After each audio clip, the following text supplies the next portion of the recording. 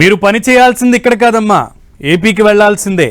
వద్దు సార్, మాకు హైదరాబాద్ అంటేనే ఇష్టం, ఏం చేస్తారో తెలియదు, ఇక్కడే ఉంచండి, అర్థం చేసుకోండి సార్.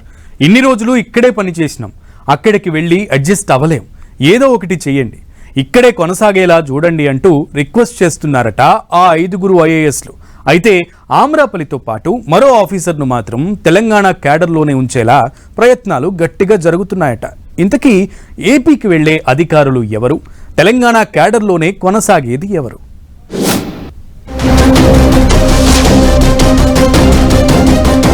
ఏపీకి వెళ్లాలని ఆ 5 ఐఏఎస్లకు ఆదేశాలు. తెలంగాణలోనే ఉంచేలా కేంద్రాన్ని ఒప్పించాలని వినతి.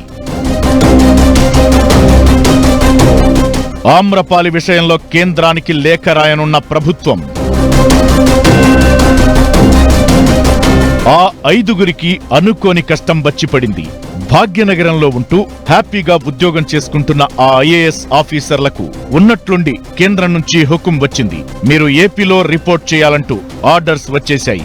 ఇప్పుడేం చెయ్యాలి బాబోయ్ అంటూ గాబరా పడిపోతున్నారట. ఆ ఆఫీసర్లే కాదు, తెలంగాణ ప్రభుత్వం కూడా ఐఏఎస్ల విషయంలో ఫోకస్ పెట్టినట్టు తెలుస్తోంది. డైనమిక్ గా పనిచేసే ఆమ్రపాలి లాంటి ఒకరిద్దరు అధికారులను రాష్ట్రంలోనే ఉంచేలా కేంద్ర ప్రభుత్వానికి రేవంత్ సర్కార్ లేఖ రాయబోతుందన్న ప్రచారం జరుగుతోంది.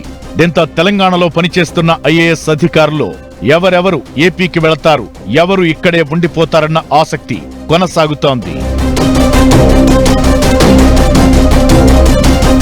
తెలంగాణలో పనిచేస్తున్న ఐఏఎస్లు ఆమ్రపాలి, రోనాల్డ్ రాస్, వాకాటి కరుణ, వాణి ప్రసాద్, ప్రశాంతి ఏపీకి వెళ్లిపోవాల్సిన పరిస్థితి ఏర్పడింది. అలాగే ఐపీఎస్ అధికారులు అంజనీ కుమార్, అభిలాష, అభిషేక్ మహంతి కూడా ఏపీలో రిపోర్ట్ చేయాలని డిఓపిటి ఉత్తర్వుల్లో ఉంది. ఇప్పటికే ఐఏఎస్ అధికారుల కొరత ఉండటంతో పలువురు అధికారులకు 2 శాఖలను అప్పగించింది తెలంగాణ ప్రభుత్వం. ఇటువంటి సమయంలో 5 మంది సీనియర్ ఐఏఎస్ అధికారులను ఏపీకి వెళ్లిపోవాలని కేంద్రం చెప్పడంతో తెలంగాణ సర్కార్ సందిగ్ధంలో పడిందని అంటున్నారు. అందులోనూ విద్యుత్ శాఖ సెక్రటరీగా ఉన్న రోనాల్డ్ రాస్, జీహెచ్ఎంసీ కమిషనర్ గా ఉన్న ఆమ్రపాలి వంటి అధికారులను ఏపీకి పంపించడానికి తెలంగాణ ప్రభుత్వం సముఖంగా లేనట్టు తెలుస్తోంది.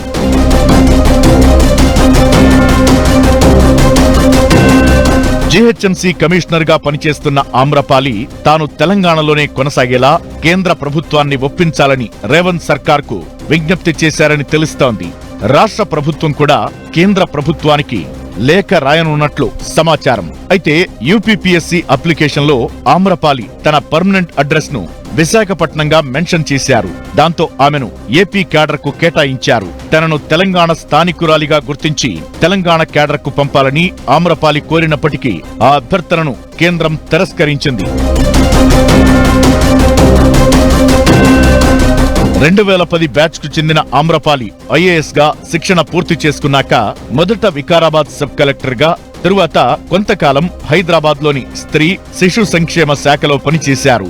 2015లో రంగారెడ్డి జిల్లా జాయింట్ కలెక్టర్ గా, కొత్త జిల్లాలు ఏర్పాటయ్యాక వరంగల్ అర్బన్ జిల్లా కలెక్టర్ గా పనిచేశారు. అక్కడి నుంచి జీహెచ్ఎంసీ జాయింట్ కమిషనర్ గా బదిలీ అయ్యారు.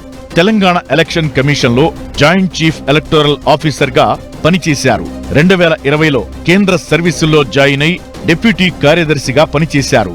డెప్యుటేషన్ పూర్తి కావడంతో తెలంగాణ రాష్ట్ర సర్వీస్ లో చేరారు. హెచ్ఎండిఏ కమిషనర్ గా ఆమ్రపాలి పనిచేశారు. ప్రస్తుతం జీహెచ్ఎంసీ కమిషనర్ గా ఆమ్రపాలి కొనసాగుతున్నారు. ఏ శాఖలో ఉన్నా ఆమె డైనమిక్ గా పనిచేస్తారన్న పేరుంది. ప్రభుత్వ నిర్ణయాలను వేగంగా అమలు చేసి అనుకున్న లక్ష్యాలను సాధిస్తారనే టాక్ ఉంది. అందుకే ఆమ్రపాలిని ఇక్కడే కొనసాగించే ప్రయత్నం జరుగుతోందని తెలుస్తోంది. ఆమ్రపాలితో పాటు విద్యుత్ శాఖ కార్యదర్శిగా ఉన్న రోనాల్డ్ రాస్ ను కూడా తెలంగాణలోనే కొనసాగించాలని రాష్ట్ర ప్రభుత్వం కేంద్ర హోంశాఖకు ప్రత్యేకంగా విజ్ఞప్తి చేయనున్నట్లు టాక్ వినిపిస్తోంది.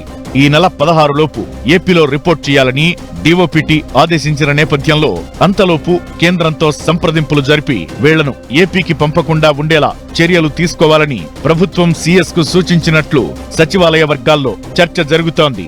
మిగతా ఐఏఎస్ అధికారులు, ఐపీఎస్ అధికారులు కూడా తెలంగాణను విడిచి వెళ్లేందుకు అంతగా ఇష్టపడటం లేదని తెలుస్తోంది.